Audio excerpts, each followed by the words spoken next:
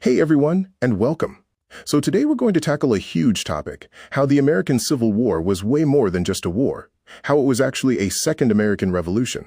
We'll be pulling a lot from incredible sources, like James McPherson's masterpiece, Battle Cry of Freedom. Alright, let's just jump right in with this quote. Wow, this is from a newspaper in Charleston just a couple of years before the war breaks out, and it just lays it all bare, doesn't it? It tells you this wasn't some simple political argument. We're talking about two groups of people who saw each other as rivals, as hostile. That's some pretty intense language, and it really sets the stage. And that's really the core of what we're talking about today. The war that was coming wasn't just about sticking the country back together. No, it became this violent, earth-shattering struggle that literally tore down one version of America to build a completely new one. So in this explainer, we're going to follow that journey. How did it transform from one thing into something else entirely? Okay, so first things first. We've got to understand that before the war, you basically had two different worlds living under one flag. Yeah, they shared a constitution, but they were speeding away from each other in totally different directions. And when you look at the economies, man, the difference is just staggering. You've got the North, which is buzzing, right? It's all about industry, factories, railroads, crisscrossing everywhere, a whole economy built on free labor and innovation.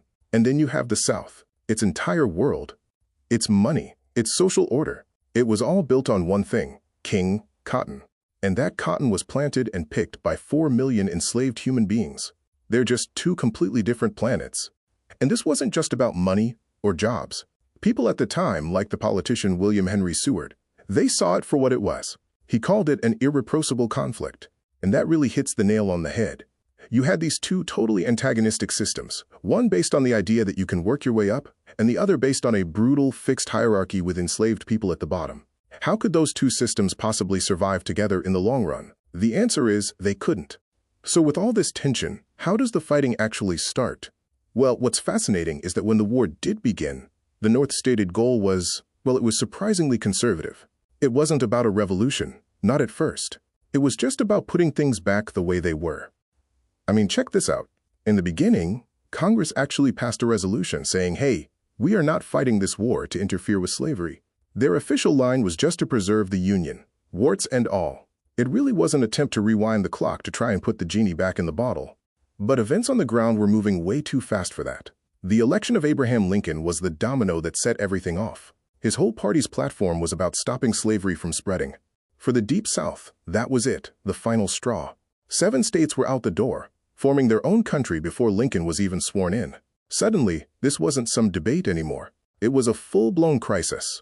And just like that, any idea of a short gentleman's war to sort things out, it just vanished. The brutal reality of the fighting forced everyone to rethink what this was all about. The war itself was about to change everything.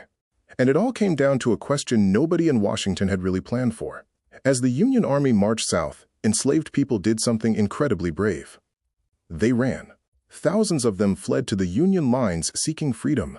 And this created a huge problem for the Union. What do you do? What's the policy here? No one had a clear answer. The solution, funnily enough, didn't come from a politician.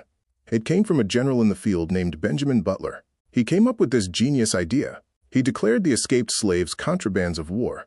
Now, what does that mean? Well, it's a bit of brilliant legal jujitsu. He basically said, these people are being used as property by the enemy to help their war effort, so we have the right to confiscate that property. And by confiscating them, he freed them, just like that. The Army had a policy that supported this incredible wave of self-liberation, and what started as a quick thinking move on the battlefield quickly became official law. Congress passed what were called the Confiscation Acts, which basically took Butler's idea and ran with it. This was a massive shift. Now, the war wasn't just about winning territory. The Union Army was actively dismantling the institution of slavery as it went. It was a direct attack on the very thing the Confederacy was created to defend. And that brings us to the most radical, the most revolutionary pivot of the entire war, emancipation on a grand scale, and the decision to put black men in Union blue. This is the moment the conflict truly transforms into a fight for a whole new America. Just think about this number for a second. 180,000. By the end of the war, that's how many black men had served in the Union Army. That is an absolutely seismic shift. And not just getting more soldiers, which was critical, you're fundamentally changing what the war is for. The entire moral calculus just got flipped on its head. And you can see the hard-nosed military thinking behind this. The Union's top general, Henry Halleck, put it bluntly. He said every enslaved person who leaves the enemy is like taking one of their soldiers off the battlefield. It was just smart strategy. Emancipation wasn't only a moral crusade, it was a weapon of war. It weakened the Confederacy's home front and strengthened the Union's front lines. At the exact same time, a total game changer. And Lincoln himself really understood the deep significance of this. He wrote so powerfully about how, after the war was won, black soldiers would remember their role in making it happen, how they helped achieve this great consummation for all of mankind. He knew their sacrifice and their service meant there was no going back. You couldn't ask men to fight and die for a country and then deny them a place in it. A new nation was being born right there on the battlefield. So what did this new America look like when the dust settled? Well, one thing's for sure. It wasn't the America of 1860. The war didn't just restore the old Union. It forged a brand new one, with a much stronger federal government and a future that was going to be defined by the North's vision, not the South's. And here's something that's pretty wild to think about. While all this fighting was going on, Congress was busy, really busy. With the Southern politicians gone, they passed this flood of huge laws that basically created the blueprint for modern America. We're talking about the Homestead Act, giving away land in the West, funding for the massive Pacific Railroad, setting up land-grant colleges.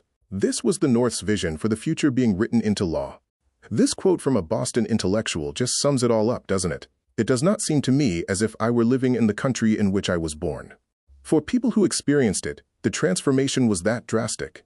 The country they grew up in was just gone.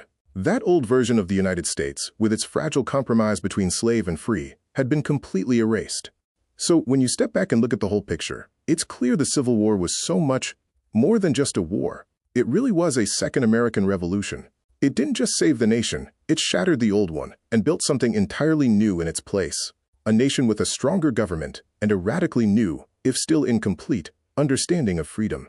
Which leaves us with a pretty heavy question to think about, right? How does a nation born from one revolution survive another and redefine its very soul in the process? But my analysis is only half the story. The other half is in the book. Subscribe and ring the bell for more.